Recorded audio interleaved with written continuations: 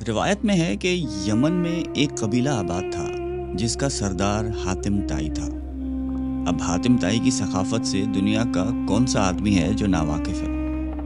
رسول اللہ صلی اللہ علیہ وآلہ وسلم کے زمانے میں کچھ لوگ جب قید ہو کر آئے اور آپ علیہ السلام کو یہ پتہ چلا کہ ان قیدیوں میں حاتم طائی کے قبیلے کی ایک خاتون بھی ہیں، تو حضور پاک صلی اللہ علیہ وآلہ وسلم نے ارشاد فرمایا کہ خاتون کو رہا کر دیا جائے۔ خاتون کو جب رہائی کی خوشخبری سنائی گئی تو اس نے یہ کہہ کر آزاد ہونے سے انکار کر دیا کہ میرے ساتھ قبیلے کے دوسرے افراد بھی ہیں۔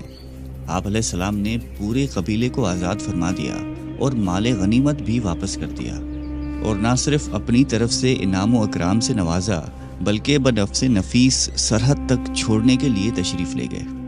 حاتم طائی کی سخاوت کے ضمن میں ایک قصہ بیان کیا جاتا ہے کہ روم کے بادشاہ کی دربار میں ایک دن حاتم طائی کی سخاوت کا تذکرہ تھا۔ ایک شخص نے بتایا کہ حاتم طائی کے پاس ایک بہترین عمدہ نسل کا گھوڑا ہے جو ہوا کی رفتار سے دوڑتا ہے، خوبصورت اتنا ہے کہ جو بھی اس کو دیکھتا ہے بس دیکھتا ہی رہ جاتا ہے۔ حاتم طائی اور اس کے گھوڑے کی تعریف سن کر بادشاہ بولا کہ جب تک کسی آدمی کو آزمایا نہ جائے اس وقت تک اس کے بارے میں کوئی رائے قائم کرنا عقل اور شعور کے خلاف ہے۔ بادشاہ نے وزیر سے کہا کہ تم خود جاؤ اور حاتم طائی کی سخاوت کے بارے میں ہمیں معلومات فراہم کرو، اور کسی ایسی چیز کا مطالبہ اس سے کرو جو اس کی نظر میں سب سے زیادہ قیمتی ہو۔ دربار میں ایک درباری نے کہا کہ حاتم طائی کے لیے سب سے زیادہ عزیز اور سب سے زیادہ قیمتی سبا رفتار ایک گھوڑا ہے۔ بادشاہ کو درباری کی یہ بات پسند آئی اور اس نے وزیر سے کہا کہ تم خود حاتم طائی کے پاس جاؤ اور اس سے وہ گھوڑا مانگ لاؤ۔ اگر وہ گھوڑے کا ایثار کر دیتا ہے تو حاتم طائی یقیناً سخی ہے۔ روم سے چلا ہوا یہ وفد منزلیں طے کرتا ہوا رات کے وقت حاتم طائی کے گھر پہنچا۔ جس وقت یہ وفد وہاں پہنچا موسلا دھار بارش ہو رہی تھی۔ گھپ اندھیرے میں بادلوں کی گرج ماحول کو خوفناک بنائے ہوئے تھی۔ ایسے خراب موسم میں کسی مہمان کی مہمان نوازی کرنا تو درکنار گھر سے نکلنا بھی ممکن نہیں تھا، لیکن حاتم طائی نے میزبانی کا حق ادا کیا اور مہمانوں کے تواضع اور آرام و آسائش کا پورا انتظام کیا۔ دسترخوان پر لذیذ بھنا ہوا گوشت کھا کر مہمان خوش ہوئے اور انہوں نے اپنے اندر سفر کی تھکان کی جگہ توانائی محسوس کی اور گہری نیند سو گئے۔ صبح کے وقت جب بارش تھم چکی تھی تو ہر چیز دھلی ہوئی اور صاف نظر آ رہی تھی۔ ناشتے کے دوران وزیر نے مہمان نوازی اور اظہار تشکر کے بعد اپنے آنے کا مقصد بیان کیا۔ کہا کہ ہمارے بادشاہ کو آپ کے گھوڑے کے بارے میں بہت کچھ بتایا گیا ہے۔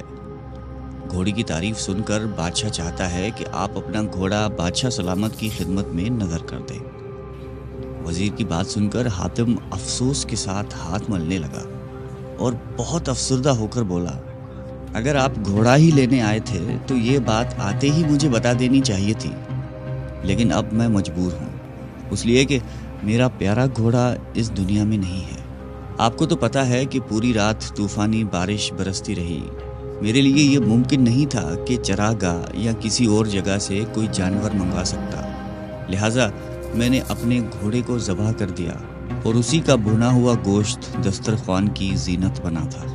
وزیر حاتم طائی کی یہ بات سن کر حیران رہ گیا۔ بادشاہ سلامت کو جب یہ سارا واقعہ جا کر سنایا تو اس نے بھی حاتم طائی کی سخاوت کی بڑی تعریف کی۔ قبیلہ بنی طے کے سردار حاتم طائی کے بارے میں یوں رقم ہے کہ ایک بادشاہ نے حاتم طائی کی اتنی شہرت سنی کہ بادشاہ نے محسوس کیا کہ اس کی شہرت، اس کا نام اور اس کی عزت حاتم طائی سے کم ہے۔ بادشاہ کا دل بغض اور حسد سے بھر گیا۔ اس کے دل میں یہ وسوسہ آ گیا کہ جب تک حاتم زندہ ہے مجھے حاتم سے زیادہ عزت و شہرت نہیں مل سکتی۔ شیطانی ذہن کو استعمال کرتے ہوئے اس نے ایک چالاک، فساد پسند اور لالچی شخص کو اس بات پر مامور کیا کہ وہ حاتم کو قتل کر کے اس کا سر اٹھا لائے۔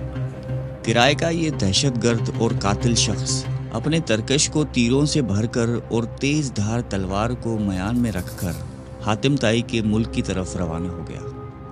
جب وہ حاتم طائی کے علاقے میں پہنچا تو اس کی ملاقات ایک خوش گفتار، خوش مزاج اور بڑے ہی پرسکون شخص سے ہوئی۔ یہ شخص کرائے کے قاتل کو مسافر سمجھ کر اپنے گھر لے گیا اور ایسے پیار اور خلوص سے اس کی تواضع کی کہ کرائے کا قاتل اس کا گرویدہ ہو گیا۔ دوسرے دن جب مہمان نے رخصت ہونا چاہا تو خوش گفتار اور خوش اخلاق میزبان نے اصرار کیا کہ مہمان ابھی چند روز اور قیام کرے اور مزید خدمت کرنے کا موقع دے۔ کرائے کے قاتل کے دل میں میزبان کی تکریم اور بڑھ گئی۔ اس نے کہا کہ مجھے ایک ضروری کام درپیش ہے، اس لیے میں زیادہ دن نہیں ٹھہر سکتا۔ میزبان نے کہا کہ آپ وہ کام مجھے بتا دیں، شاید میں آپ کی کچھ مدد کر سکوں۔ کرائے کے قاتل نے رازداری سے کہا کہ بادشاہ نے مجھے حاتم طائی کو قتل کرنے کا حکم دیا ہے، اس کے سر پر بڑا انعام مقرر کر دیا ہے۔ اگر آپ حاتم طائی کو جانتے ہیں تو مجھے اس کا پتہ بتا دیں۔ یہ سن کر میزبان مسکرایا اور عاجزی کے ساتھ جھک کر کہا کہ میں حاتم طائی ہوں، آپ اپنا کام شوق سے پورا کر سکتے ہیں، کیونکہ اگر یہ کام آپ اسی وقت پورا نہیں کریں گے تو پھر لوگ دیکھ لیں گے اور وہ مذمت کریں گے اور آپ انعام سے محروم رہ جائیں گے۔ حاتم کی یہ بات سن کر کرائے کا قاتل اپنے میزبان کے پیروں میں گر گیا۔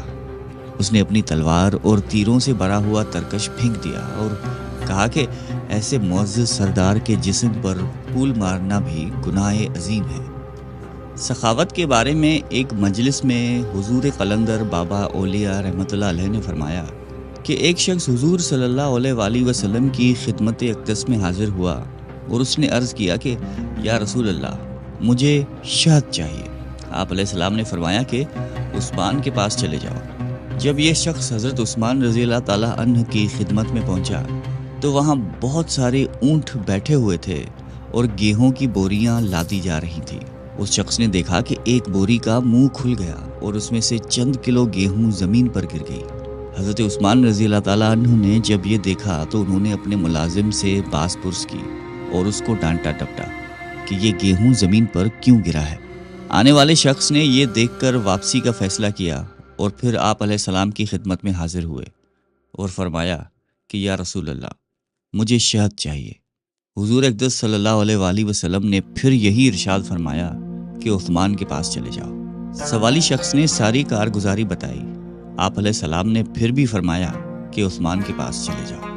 یہ شخص دوبارہ حضرت عثمان غنی رضی اللہ تعالیٰ عنہ کی خدمت میں حاضر ہوا اور ان کے ملازم سے شہد مانگی۔ ملازم نے حضرت عثمان رضی اللہ تعالیٰ عنہ سے کہا کہ اس آدمی کو شہد چاہیے۔ حضرت عثمان غنی نے فرمایا کہ اسے شہد دے دو۔ ملازم نے برتن مانگا۔ آنے والے شخص نے کہا کہ میرے پاس تو برتن نہیں ہے۔ ملازم نے پھر حضرت عثمان غنی رضی اللہ تعالیٰ عنہ سے عرض کیا کہ حضور، اس کے پاس تو شہد لینے کے لیے برتن ہی نہیں ہے۔ حضرت عثمان غنی نے فرمایا کہ شہد کا کپا اٹھا دو۔ آنے والے شخص نے کہا کہ میں کمزور آدمی ہوں، اتنا زیادہ وزن تو اٹھا نہیں سکتا۔ ملازم پھر حضرت عثمان غنی رضی اللہ تعالیٰ عنہ کے پاس گئے اور کہنے لگے کہ آنے والا شخص بہت کمزور ہے اور اتنی شہد اٹھا نہیں سکتا۔ حضرت عثمان غنی رضی اللہ تعالیٰ عنہ کو ملازم کی بار بار مداخلت پسند نہیں آئی۔ ذرا تیز لہجے میں فرمایا کہ اونٹ پر لاد کر دے دو، اور آنے والا شخص اونٹ پر شہد لے کر چلا گیا۔ یہ واقعہ بیان کر کے حضور قلندر بابا اولیاء رحمۃ اللہ علیہ نے فرمایا کہ مجھے اس بات پر حیرت ہے کہ ہر مسلمان دولت مند بننا چاہتا ہے، لیکن کوئی آدمی حضرت عثمان غنی رضی اللہ تعالیٰ عنہ کے طرز عمل کو اختیار کرنا نہیں جانتا۔